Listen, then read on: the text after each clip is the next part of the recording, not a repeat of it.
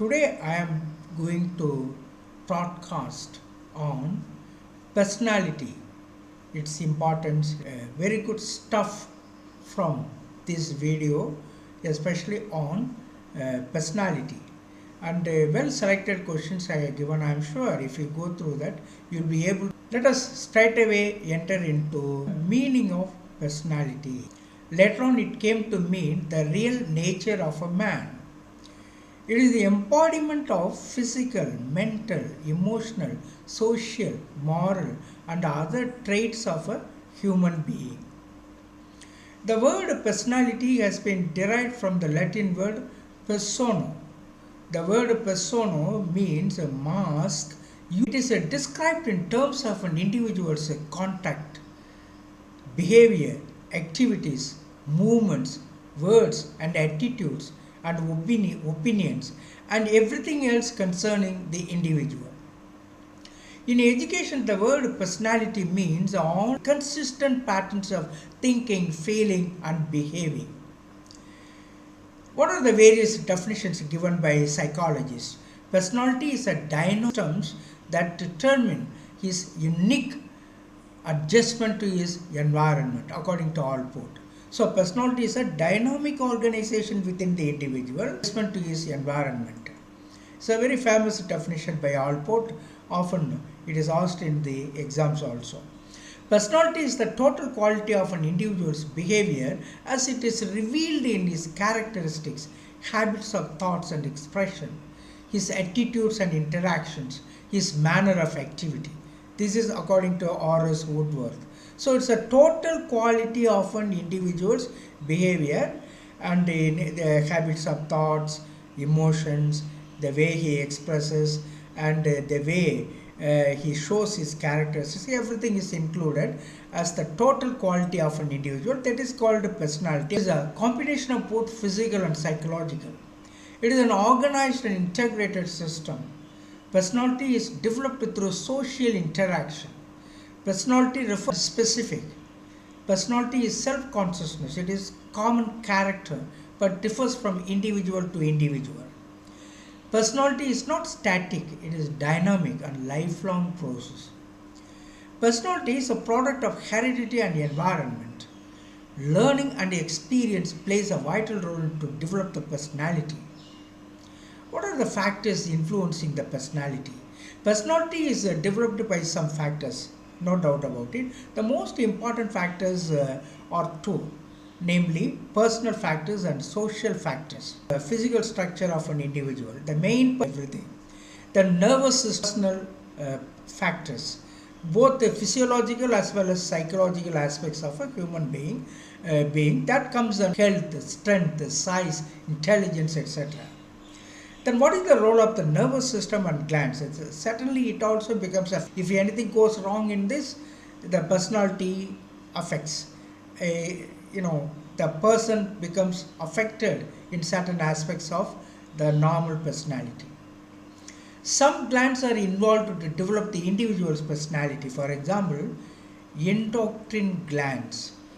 Endocrine glands, thyroid, parathyroid, adrenal. These secretions of fluid. Thyroid, yes. There is a fluid called thyroid which is very essential for human beings. Over secretion of thyroid, slow, lazy, sleepy, parathyroid, another type of fluid person. Less secretion makes sensitize the nerves and muscles and makes more excitable. So then adrenal, another fluid, if it is high, then people become vigorous, energetic, efficient, and if it is treated. Parathyroid, of course, this is what we have seen just now. Then mental and psychological factor. Mental factor, that is intelligence, plays in acquisition of knowledge and skill. Some other psychological factors are motives, interest, attitudes. The personality characteristics of the teachers, headmaster, classmates, the teaching methods, curriculum, all these are school environment factors affecting one's personality. There are social factors. All the external factors like the influence of home, school, society are the main social factors that determine the individual's personality. Then home and family, how they become the factors of personality. From the birth of the child, the parents and the home and the family atmosphere provide the normal growth and development of one's personality. It includes parents, parental attitude, size of the family, order of birth, family economic level, etc. Then society, the society plays an important role to develop the personality. This is like temple, church, club, press, mass media like radio, television, then social values and customs. So there are different approaches to personality. One such approach is a type approach. Human beings can be classified into a few clearly defined types according to their behavioral characteristics like somatic structure, that is bodily structure, in the ancient times.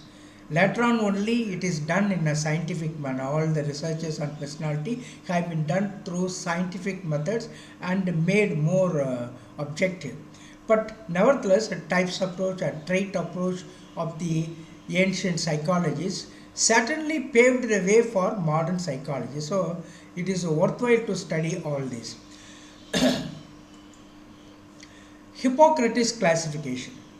According to Hippocrates, the human body consists of 4 types: blood, yellow bile, phlegm, that is mucus, and black. Give a man unique temperamental characteristics leading to a particular type of personality. That is what is given according to Hippocrates classification. So depending upon the type of fluid, the personality is determined. Then Kretschmer's classification. Ernst Kretschmer, a German psychiatrist, thinks that there is a close relationship between one's physical constitution and personality. So he gives 3 types of personality he gives, and according to these types there are bodily types, how the body will have certain characteristics, and then what are the psychological characteristics these people will be having. So 3 things here. So if the person is unsociable, withdrawn from people, so this is what asthenic type means. Then athletic type, these people will be very strong and sturdy. And what are the psychological characteristics these athletic people will have? Energetic and optimistic. Then there are muscular types. Muscular type of personality, according to the physical type, will be short, round and fat. What are the psychological characteristics of a picnic type of people? So Kretschmer classified personality as such. Now let us talk about Sprenger's classification. Dr. William Sprenger, an American surgeon, classified human beings into types according to the physical structures with corresponding temperamental characteristics. He believes that the physical structure of the body is the determinant of personality characteristics. This is a Sprenger's classification. Mesomorphic and ectomorphic. And endomorphic people will have a round and fat physical structure. They will be soft, endomorphic type of personality. Then mesomorphic, their physical characteristic will, and ectomorphic defined person. This approach has certainly some historical values, such as this was the first attempt to typify people with which generally study personality in terms of fragments of traits. Lastly, we can say that these types become reference points or trait approach. In our daily life, we label individuals in terms of traits and qualify them as honest, aggressive. Personality refers to any distinctive character of a person's thoughts, feelings and actions. Let us analyze some of the theories of personality. There are several definitions of personality and several theories of personality have been influential, that it is a global theory. Freud explained that people have 2 basic instincts, sex and aggressiveness. These instincts are not always socially accepted. Freud's theory describes conflict between a person's instinctual need for gratification and a psychoanalytic theory. Personality into three stages. That is core of personality, the theory of personality dynamics, then the segment. What is the core of personality? Freud states that there are three levels of consciousness. This is a conscious behavior, then the pre-conscious or subconscious behavior, and finally the unconscious behavior. So what is the conscious behavior? The thoughts, feelings and actions people are aware of. What is the pre-conscious behavior? It is a mental activity that people can become aware of only if they attend to it closely through some psychological methods perhaps. Then the unconscious, this is a mental activity that people are unaware of and they cannot be aware of except through certain psychological techniques. So there are three. The primary structural elements of personality according to Freud are id, ego and superego. What is the meaning of id? The id is the source of person's instinctual energy. It works on the pleasure principle, which assumes that people try to maximize immediate gratification. It does not care about morals, society or other individuals. It seeks immediate pleasure only. The id is irrational and impulsive. Then the second mental state will be ego. The second major component of functioning, mental functioning, is ego. Ego works on the reality principle. It is realistic and logical, postponing gratification until it can be achieved in socially acceptable ways. This ego represents the organized, rational and planning dimensions of personality. The ego is the pragmatic part of the personality that learns defense mechanisms. Of course, we are going to deal with it later on in some other videos. Superego, it is the third component in the id and the ego. The pleasure principle as well as the reality principle even. Superego imposes the moral codes. Superego. Now let us discuss some important questions related to personality, often asked in the TET or CTET examinations. What is the definition of personality? A set of skills and knowledge, a unique pattern of traits, emotions and behavior, or an individual's physical appearance, or the ability to socialize effectively. Of course, after going through the concepts, you will be emotions and behaviors. That is called personality. That is the definition of personality. Personality refers to the unique combination of psychological traits, emotions and behaviors that consistently define an individual. The second question, which of the following is a component of personality according to Freud's psychoanalytic theory?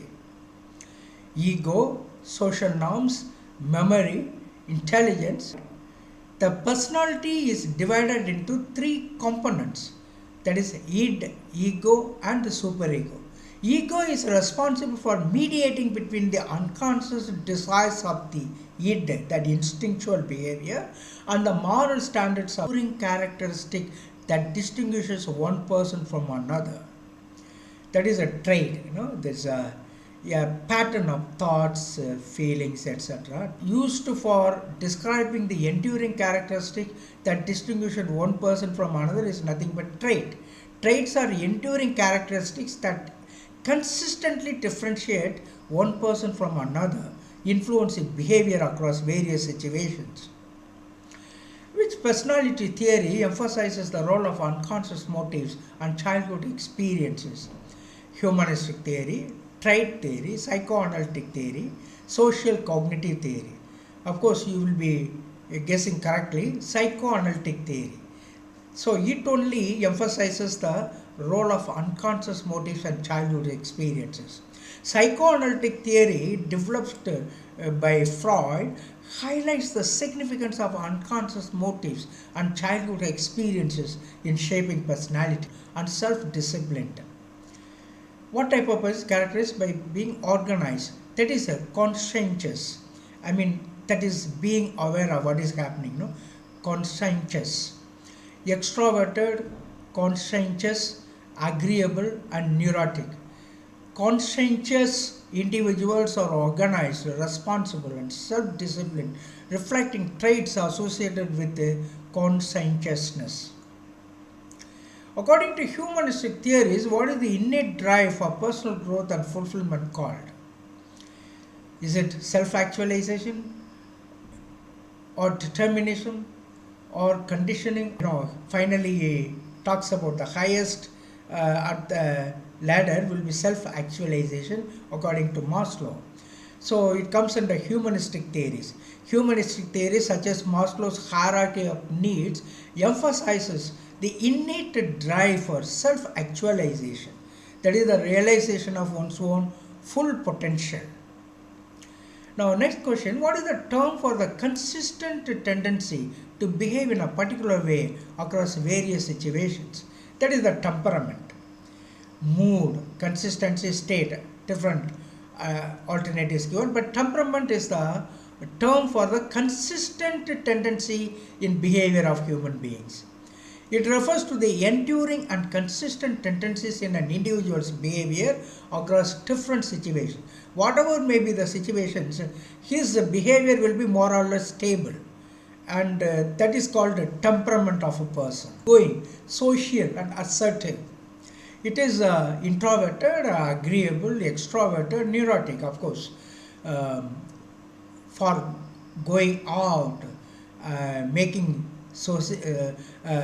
socialization, or social and assertive, representing traits associated with extroversion.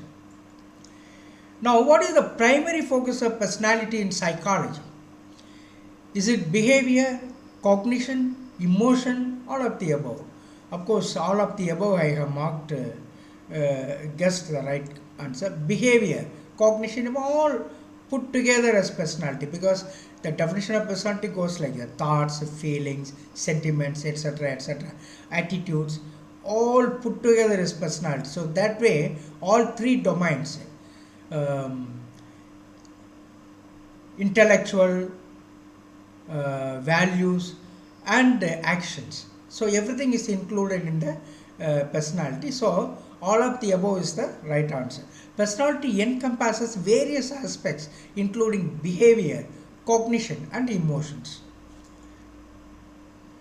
According to the psychoanalytic theory, which component of personality operates on the pleasure principle?